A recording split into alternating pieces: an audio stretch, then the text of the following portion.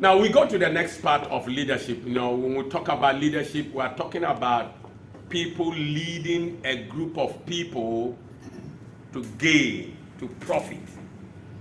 There are some of you are husbands, but your family is not gaining, it's not profiting because you are not a good leader. A husband must be a good leader so that his family will prosper, will gain. You must raise your children to profit. Don't raise your children and they don't know any business to do. No.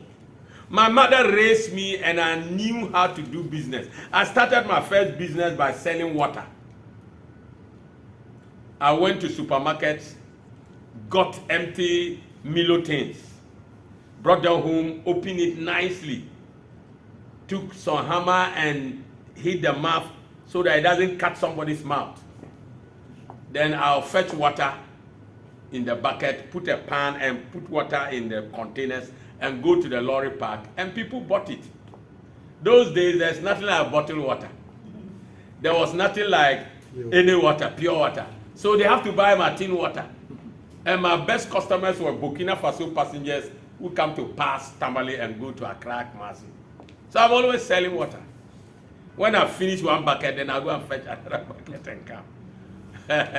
And that is how my mother raised me, to be profitable.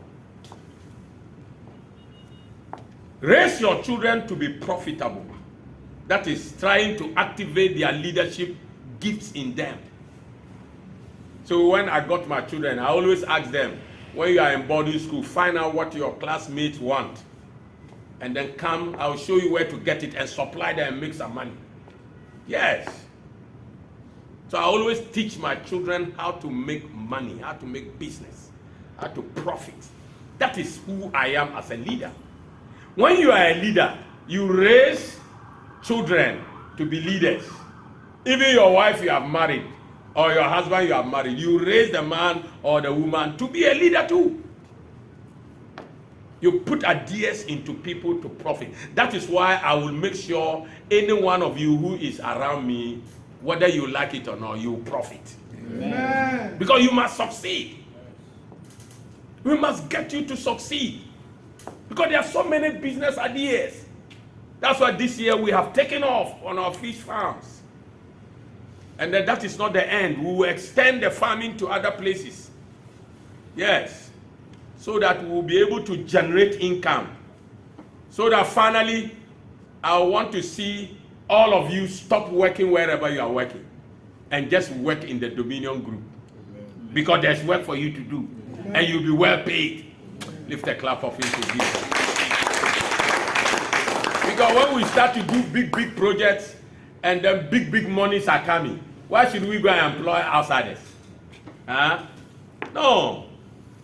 I want to see us start farms which will export cassava starch. We are not going to farm cassava for fufu and konkonte. No. We are going to farm cassava for export. Cassava that will produce starch and export finished starch. Yes, I want to do that. It's possible to do that. Want to go into projects such as cannabis farming. Government has released the chance to start exporting cannabis on medicinal and industrial uses. So we can be part of that project. We want to do more projects. Soya bean farming.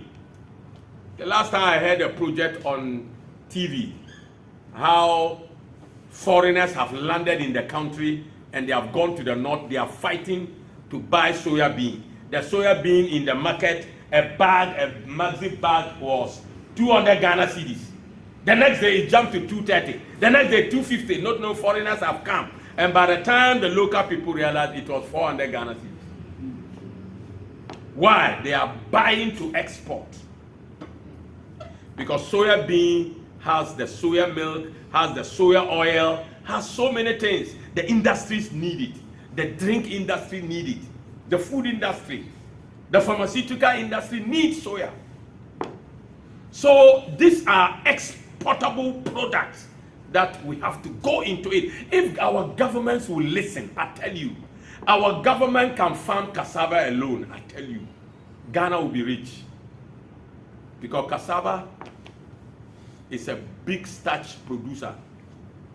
So leadership must inculcate in human beings profitability. We must let the youth coming out of universities be profitable. Don't go and learn. That is why I'm happy with government. Now I'm interested in the STEM project. The STEM project that the former government started. They were having STEM schools in some special places. Now this new government want to spread the STEM in every secondary school in the country. That's very great. I like that. Because it will make the children come out profitable. They can do things. The last time I saw the STEM students, they were learning how to check car engine with checking devices. Learning how to do some things, equipment. Oh, I love the STEM place. Robotics. They were doing robotics and other things. That is profitability. We should create the youth to become highly profitable. For instance, this country can raise big computer school training centers so that the youth can train in computer, and we can export them to Silicon Valley, yes. That is Seattle, where they need people like that. We can send some to India, can send some to China, because they need these practical people. So that is how leadership is supposed to be. If leadership of the country is leading, they must raise the people to be profitable. We should squeeze down this government, civil servant, oh, those places. They are packed with people that are doing nothing. I tell you, the civil servant number now, the number of people that are working in government civil servant, we don't need that number. Can cut down. Because what are they doing there? Let's put computers to do those things. And then let's retrain those people to either start farming, start some projects that are exportable. That is leadership. You go to ministries, you see plenty of people. You wonder what they are doing there. Huh? Go to Registry General, plenty of people working there. Well, what are you doing there? In America, I say I want to register. Oh, my landlord said, oh, come and sit by me. Just sat on the computer, did it. And the certificate came. Can you imagine? We didn't go out of the house self. We paid money, did everything. And then go to Ghana Registry General. You spend 3 months trying to register one company. Goro boys and the government boys, they are all inside.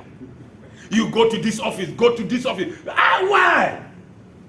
Doesn't make sense. Passport office, worse.